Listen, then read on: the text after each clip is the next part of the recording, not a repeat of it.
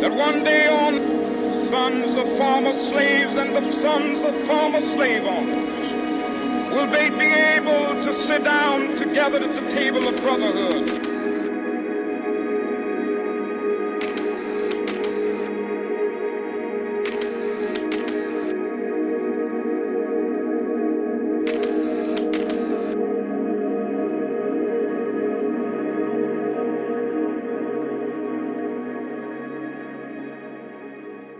Alors, nous commençons aujourd'hui cette série sur le livre de l'Apocalypse. Je me réjouis beaucoup, beaucoup. Vous avez vu le ciel hier? Hein? Des signes dans le ciel. Hein? Apocalypse, non, je rigole. Je ne suis pas à ces points-là. Et en plus, il y avait une explication aussi. Hein? C'était pas... Mais imaginez si c'était aujourd'hui. Hein? Ah, on arrive à l'église à parler de l'Apocalypse et puis le ciel, tout orange. Tout. Donc voilà qu'aujourd'hui, nous allons commencer le chapitre 1. C'est plutôt une introduction que j'aimerais faire du livre de l'Apocalypse basé sur le chapitre 1. Donc, si vous avez vos Bibles, vos smartphones, vos iPads, vos je ne sais pas quoi, vous pouvez laisser ouvert vos Bibles ou je sais pas quoi, au chapitre 1 du livre de l'Apocalypse. Et puis nous allons lire ce matin-là à partir du verset 1, en fait. On commence aujourd'hui, on lit le chapitre 1, le verset 1, qui dit « Révélation de Jésus-Christ ». En fait, en anglais, le livre d'Apocalypse, c'est « Revelation ». Donc, révélation de Jésus-Christ. Dieu la donna pour montrer à ses serviteurs ce qui doit arriver bientôt. Il la fit connaître en envoyant son ange à Jean, son serviteur. On s'arrête là. Révélation. La parole de Dieu est révélation. La vérité de l'évangile est révélation. Et une révélation, vous voyez, est différente d'une déduction. Elle est différente d'une conclusion après recherche. Elle est différente d'une intuition. Elle est différente d'une perception. La parole de Dieu, elle est révélation. La parole de Dieu est quelque chose dont nous n'aurions pas d'accès, ou moins qu'elle nous soit révélée. Donc, elle est révélation, c'est-à-dire qu'elle va dévoiler une réalité. Elle va retirer le voile afin que nous puissions voir ce qui était caché. Elle va retirer la voile afin que nous puissions voir ce qui était occulté, ce qui était caché. Donc, elle est révélation de qui? De Jésus-Christ. Ou mieux, elle appartient à Jésus-Christ. Elle appartient à Jésus-Christ. Et si Jésus, c'est lui qui va nous permettre de voir, c'est lui qui va nous donner l'opportunité de voir ce qui était justement caché. Donc cette révélation, elle appartient à Jésus-Christ, elle a été donnée par Dieu à travers un ange qui a donné à Jean. Donc Jean, les disciples de Jésus, qui maintenant il est exilé dans une île, l'île de Patmos. Et puis Dieu donne cette révélation à Jean pour annoncer au peuple de Dieu. Mais alors, qui est le peuple de Dieu? À qui cette carte, ce livre est destiné? Et puis la réponse se trouve là justement au verset 4. Les peuples de Dieu sont justement les 7 églises qui sont dans la province de l'Asie et pour lesquelles l'apôtre Jean, il va écrire. Et vous savez, on va parler de cette église dimanche prochain. Mais je crois que la lettre aux 7 églises n'est pas simplement une lettre pour les 7 églises, pour ces 7 églises uniquement là, mais elle est une lettre pour toute l'église. Quand nous prenons le numéro 7 dans la Bible, le numéro 7 est justement une idée de plénitude, est justement une idée d'intégralité. C'est quelque chose de... Donc la lettre aux 7 églises signifie une lettre à la totalité de l'Église, à toutes les églises. Donc cette parole de Jean que Dieu a donnée à Jean, elle est aussi à ces églises-là, mais aussi à toutes les églises qui sont en train de lire la parole de Dieu aujourd'hui, ce matin. L'église de Jésus-Christ qui est vivant. D'accord? Donc c'est ça. Mais alors, quel est le contenu de cette révélation? Quel est le contenu? Le contenu se trouve là au verset 1. Jean, il écrit ce qui doit arriver bientôt. Ce qui doit arriver bientôt. Donc, je crois que c'est important de souligner cela parce que toute parole prophétique et toute révélation de Dieu, elle est d'abord accordée à un peuple et à une époque spécifique. Mais quel peuple et quelle époque spécifique? Justement, pour ce peuple-là qui a reçu la parole de Jean, pour ces églises d'Asie et pour cette église à ce moment de l'histoire. Puis après, cette parole, elle est utilisée dans le futur. Mais d'abord, la parole de Dieu vient pour ses auditeurs originaux. Et puis certaines choses qui ont été dites à ces auditeurs originaux-là ont pris un sens et une signification et se sont répandues dans l'histoire vers une réalité future, vers une réalité qu'on ne connaît pas encore. Mais à l'origine, elles ont été écrites en public et à une époque bien spécifique. Ainsi donc, lorsque nous lisons l'Apocalypse, nous ne voyons pas simplement la fin du monde. Hein? Nous avons cette tendance de lire l'Apocalypse et de ne voir que la fin du monde, ou les choses qui vont arriver à la fin du monde, ou les choses qu'on va parler de l'Armagédon, de la grande tribulation, qu'on va voir à la fin du monde. Mais non, nous voyons d'abord les choses qui sont arrivées au moment où Jean il a prononcé ces paroles-là. Et quand cela s'est-il passé? Cela s'est-il passé, on pense que vers l'année 95 de l'ère chrétienne. L'empereur romain ici, il était un homme appelé Dominicien. Dominicien, il déchaîna une sorte de persécution sans pareille à tous les chrétiens. Les chrétiens, ils étaient littéralement dévorés vivants dans les arènes. Si vous avez déjà vu ce film, Les Gladiateurs, hein, c'était ça qui s'est passé, quoi. Ils mettaient les chrétiens dedans pour être littéralement dévorés et pour être littéralement la nourriture pour les lions. Donc l'Église, à cette époque-là, elle était attaquée, elle était opprimée, elle était sous l'oppression d'un empire, elle était en détresse, elle était en agonie, et puis l'Empire romain semblait être plus fort que jamais, et puis on dirait que l'Empire romain semblait de plus en plus inébranlable, et puis à ce moment-là, Jésus appela Jean et lui dit, « Jean, viens ici. Monte là. Dis à mon peuple que je suis à l'œuvre. Dis à mon peuple, Jean, que j'ai le contrôle de la situation. Dis à mon peuple, Jean, que le véritable Seigneur de l'histoire n'est pas Dominicien. Dis à mon peuple que le véritable Seigneur de l'histoire n'est pas l'empereur romain. Dis à mon peuple que le véritable règne qui domine l'histoire n'est pas Rome. Va et dis cela à mon peuple. Et va et envoie-leur un message d'espérance. Envoie-leur un message d'espoir dans leur chaos. Et donc cette parole est du même genre que la prophétie de Daniel. Parce que quand nous lisons le livre de l'Apocalypse, il y a beaucoup de parallèles avec le livre de Daniel. Et puis Daniel, dans son livre, dans sa prophétie, le roi Nabuchodonosor, il a eu un rêve. Et dans ce rêve, il avait une statue avec la tête d'or, il avait la poitrine et les bras d'argent, il avait le ventre et les cuisses de bronze, il avait les pieds en argile. Et puis Daniel, il interpréta ce rêve comme étant justement une succession des royaumes. Donc la tête d'or, c'était la Babylone, les cuisses et les bras étaient un autre royaume, et puis ensuite un autre royaume, et ensuite un autre royaume, jusqu'à ce qu'arriverait l'Empire romain. Et à l'époque où l'Empire romain serait arrivé, une pierre jetée depuis le ciel, depuis en haut, sans aucune intervention divine, ferait que la statue serait détruite, réduite en poussière, et un royaume sans fin et éternel s'établirait. Mais on est d'accord que la réalité de ces auditeurs-là, elle est tout autre. Elle n'a rien à voir. L'Église, là, elle est persécutée. Rome, l'Empire romain est plus fort que jamais.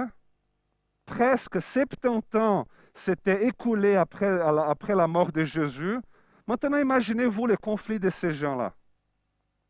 Pas seulement les conflits émotionnels, pas seulement les conflits physiques, mais les conflits de foi. Leur foi en Jésus était ébranlée là. Parce que Jésus, il vient, il marche sur l'eau, il ordonne aux esprits mauvais, ils l'obéissent. Jésus vient, il guérit les lépreux, il fait voir l'aveugle, il fait entendre le muet. Jésus multiplie les pains, il multiplie les poissons, il ressuscite les gens, il dit que lui et les pères sont qu'une seule personne. Il dit que le royaume de Dieu était arrivé, il dit « Je suis roi d'un royaume qui n'a pas de fin ». Mais le roi d'un royaume qui n'a pas de fin est mort crucifié. 70 ans après se sont écoulés depuis sa crucifixion. Et puis Rome est plus forte que jamais. Et donc tous ceux qui ont cru à la résurrection de Jésus commencent à entrer en crise, quoi. Tous ceux qui ont la foi en Jésus, ont cru qu'il a vraiment ressuscité, commencent à entrer en conflit. Ils commencent à s'effondrer à cause de toute la pression romaine. Ils sont en train d'abandonner la foi. Ils sont en train de poser des questions par rapport à Jésus. Ils sont en train d'abandonner tout ce qu'ils ont cru. Ils sont en train de revenir à leurs idoles. Et puis ils commencent à penser, nous avons cru en enfant Messie. En fait, le royaume de Dieu n'est pas encore arrivé. Rome n'a pas encore été détruite. Nous sommes frustrés, nous sommes angoissés. Et alors Jésus apparaît, il dit, Jean, c'est moi. Je suis vivant. Jean, fais attention, je suis ici. L'éternité se fait présent dans l'histoire. Et comment est-ce que Jésus il va clarifier cela? Il dit là au verset 8, il dit, je suis l'alpha et l'oméga, dit le Seigneur Dieu. C'est lui qui est, qui était et qui vient, le Tout-Puissant. Et puis il dit encore là au verset 18, il dit, n'aie pas peur, je suis le premier et le dernier, le vivant. J'étais mort et voici je suis vivant au siècle des siècles. Et je détiens les clés de la mort et du séjour des morts. Donc autrement dit, Jean, je suis vivant. Je suis là, c'est vrai, Jean. J'ai inauguré le royaume de mon Père. J'ai ramené l'éternité dans l'histoire. J'ai envahi les temps. Le divin est venu dans le monde des hommes. Il a ressuscité. Mais voici, Jean. Et puis, à ce moment, je pense que Jean, il a dû penser, mais est-ce que c'est vraiment Jésus, là? Est-ce que c'est réellement Jésus ou est-ce que je suis en train d'avoir une hallucination? Je suis dans une île, ça fait déjà longtemps que je ne bois plus, que je ne mange plus rien. Est-ce que c'est vraiment Jésus qui est là ou est-ce une hallucination? C'est pourquoi, quand tu lis la manière que Jésus apparaît, c'est un peu bizarre. Mais pour Jean, c'était hyper nécessaire. Parce que Jésus, il apparaît avec quelques caractéristiques absolument messianiques. Si tu lis le verset 13, c'était quelqu'un qui semblait un fils d'homme. Il portait des vêtements sacerdotaux. Donc une longue robe, une ceinture d'or, ce qui signifiait pureté, intégrité, justice. Et sa tête et ses cheveux étaient blancs, blancs comme la neige, c'était la prophétie de Daniel, justement, qui parlait de Messie. Alors c'est comme si Jésus disait, Jean, tu connais la prophétie, tu connais les livres de Daniel, tu connais tout cela, donc ne doute pas, c'est moi. Je suis ici, je suis vivant, je suis venu au secours de mon Église. N'aie pas peur, n'aie pas peur. Et puis vous voyez ici, nous trouvons la clé pour notre compréhension de tous les livres de l'Apocalypse. Parce que je ne crois pas que l'Apocalypse concerne simplement le passé. Il y a une ligne théologique qui croit cela, qui croit que l'Apocalypse, voilà, c'était pour l'époque des Jean. C'était au temps de Jean, l'Empire romain. Comme je ne crois pas non plus que l'Apocalypse concerne simplement le futur, ne parle que de la fin du monde, de la bataille de l'Armagédon, de l'enlèvement de l'Église, de la grande tribulation, le millénium, toutes ces choses-là que nous sommes associés, nous sommes habitués à associer avec la fin du temps, la fin du monde. Donc l'Apocalypse n'est pas simplement un livre qui parle de la fin du monde. L'Apocalypse est un livre qui parle de la réalité du royaume de Dieu présent dans l'histoire, ici et maintenant. C'est un livre écrit pour tous ceux qui ont peur de la Babylone, de Rome, de la Chine. C'est un livre écrit pour tous ceux qui ont peur des pandémies, des catastrophes. C'est un livre qui a été écrit pour tous ceux qui ont peur de cet impérialisme économique qui condamne des milliers de personnes à la pauvreté, à la famine, à la misère, à la mort. L'Apocalypse est un livre qui a été écrit pour tous ceux qui ont peur de la persécution. L'Apocalypse est un livre pour ceux qui regardent les journaux et n'arrivent pas à voir et à percevoir la bonté et l'amour et la miséricorde et la grâce, la compassion et le pouvoir de Dieu. Pour tous ceux qui lisent les journaux et regardent les journaux à 7h30 le soir, qui n'arrivent pas à voir le pouvoir de la résurrection sur la mort. Nous n'arrivons pas à voir Dieu dans notre réalité. Nous ne le voyons pas dans les pages de nos journaux. Alors Jésus, il vient, il dit, Jean, arrête. Église de Douillet, arrêtez, soyez attentifs. Parce que le royaume de Dieu est présent ici dans l'histoire. L'éternel, l'éternité a envahi l'histoire et elle commence à montrer ses signes déjà ici et maintenant. Je suis vivant, Jean. Je suis venu te montrer ce qui doit arriver bientôt, dans les prochains jours, d'ici peu. Et vous savez quoi? L'Empire romain est tombé sous le jugement de Dieu. Et tous les empires humains se sont effondrés, chacun en son temps. Et avec Rome, ce fut pareil. Frères et sœurs, je vais vous raconter un secret.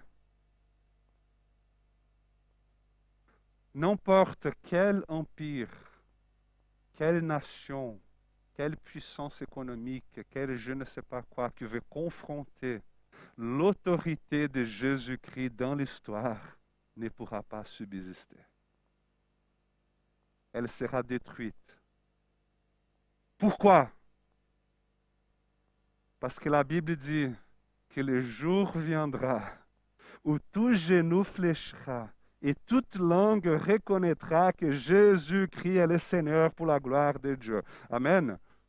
La Babylone a succombé, la Syrie a succombé, l'Empire perse a succombé et tout succombera au pied de Jésus parce qu'il est le seul qui ait vaincu la mort.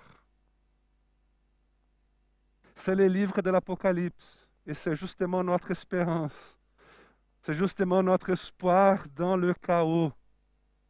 Et puis Jésus vient et dit, Jean, je vais te montrer tous les rois de la terre en train de jeter leur couronne à mes pieds, aux pieds de Jésus.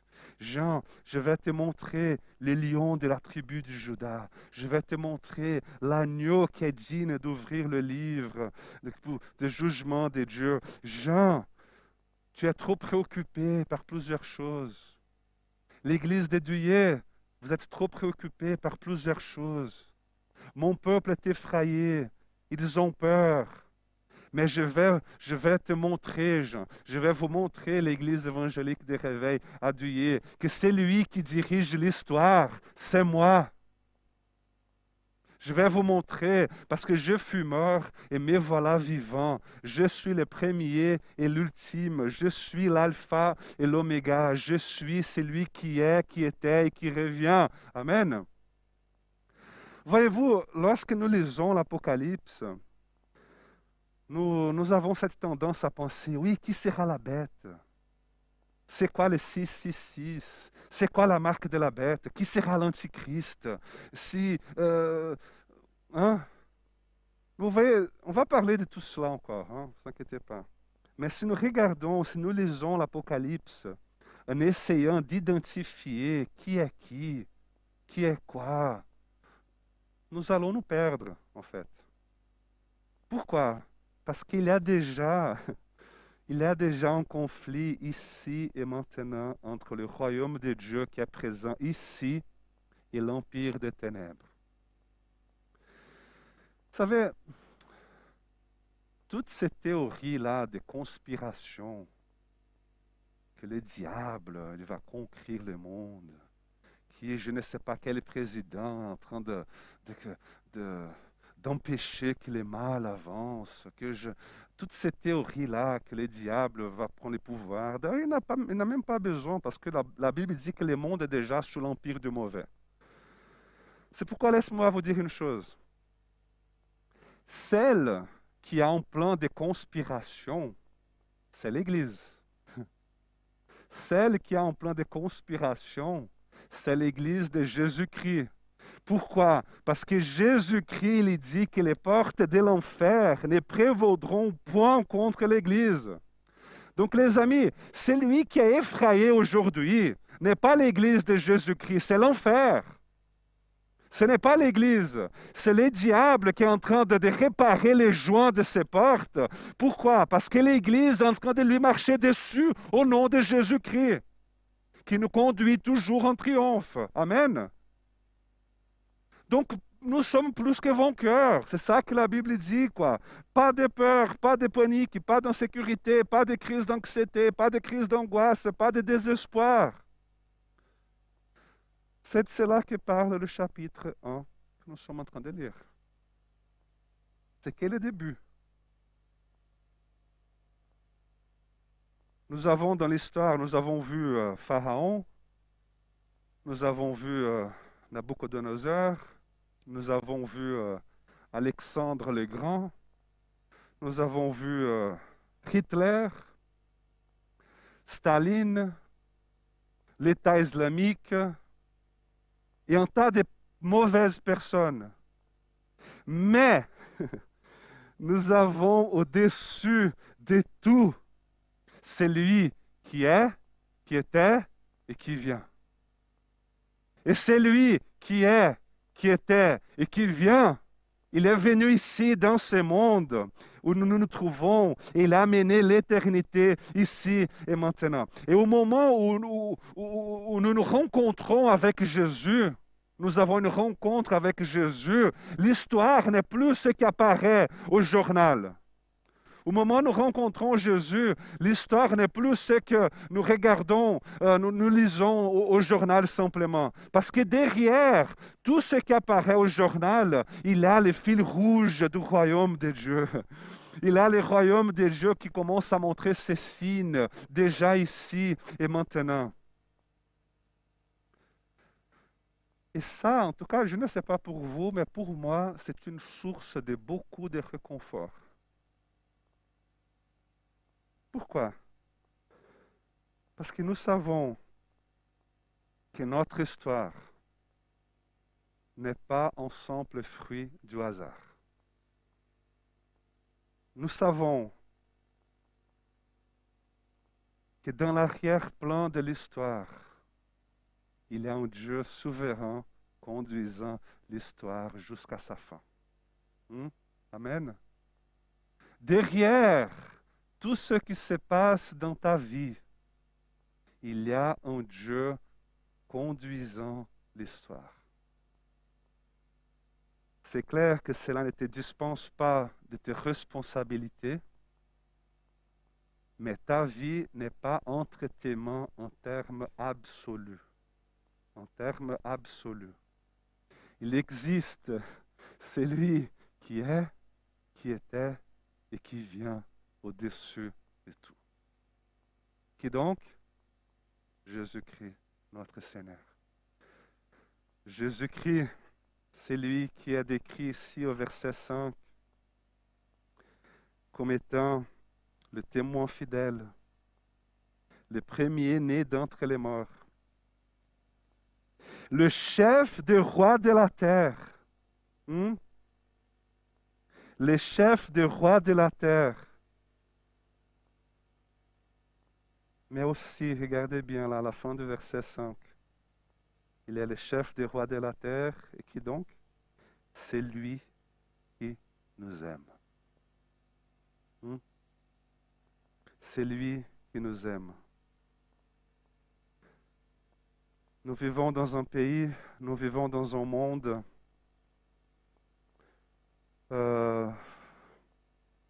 si on fait une comparaison avec notre galaxie, c'est un monde, c'est un pays insignifiant. Notre planète, si elle est comparée avec l'immensité de l'univers, elle est comme un petit grain de sable. Et dans ce petit grain de sable, nous sommes 8 milliards d'êtres humains, dans un univers qui a des millions d'années. Et au milieu de tout cela, m'y voilà, préoccupé que les affaires ne vont pas bien. M'y voilà, t'y voilà, préoccupé par la réduction qu'ils sont en train de faire dans ta boîte. M'y voilà, t'y voilà, préoccupé par les diagnostics. Encore un rendez-vous chez le médecin. M'y voilà sans dormir parce que mon patron ne reconnaît pas ma valeur. Il ne me donne pas d'opportunité. M'y voilà attristé parce que tu as eu une dispute avec ta famille. M'y voilà, un petit grain de sable au milieu de toute cette histoire de l'Apocalypse. Nous sommes un petit grain de sable. Cependant, Jésus, il vient, il met sa main sur nos épaules et il dit, je suis celui qui t'aime. Je suis celui qui t'appelle par ton nom. Donne-moi ta main. Allez, on va ensemble chercher ce diagnostic. Donne-moi ta main, je vais ensemble avec toi. Donne-moi ta main, on va traverser cette crise ensemble. Parce que je suis celui qui t'aime. Donne-moi ta main, on va faire des plans pour l'avenir. Nous allons prendre les mesures nécessaires. Si tu penses que tu es un simple grain de sable et que ton histoire ne veut rien dire dans ce monde, l'Apocalypse a été écrit pour toi. Jésus, il va ouvrir tes yeux et te montrer l'amour qu'il a pour toi. De la même manière qu'il a démontré son amour pour l'Église tout au long de l'histoire, de la même manière qu'il a pris des mesures au long de l'histoire afin d'avoir entre ses mains tous ceux qui invoquent le nom de Jésus. Jésus, le chef des rois de la terre, est celui qui t'aime. Et qui, grâce à son sang, il nous a libérés de l'empire des ténèbres. Il a fait de nous un royaume de prêtres et nous a placés dans la gestion de l'histoire avec lui. Amen. Donc, ayons le courage, les amis, de lever le voile de notre monde, de notre société, et voyons comment Dieu, il veut nous utiliser.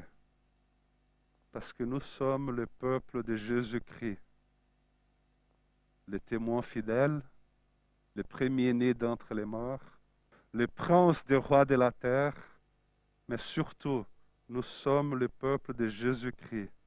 C'est lui qui nous aime. C'est lui qui est, qui était et qui vient, le premier et le dernier, l'alpha et l'oméga, mais aussi c'est lui qui t'aime et c'est lui qui est en train de conduire ton histoire. Et c'est lui qui a entre ses mains l'histoire de ce monde. C'est lui qui est au-dessus de tout ce qui se passe dans ce monde. Jésus-Christ, le roi des rois. Amen.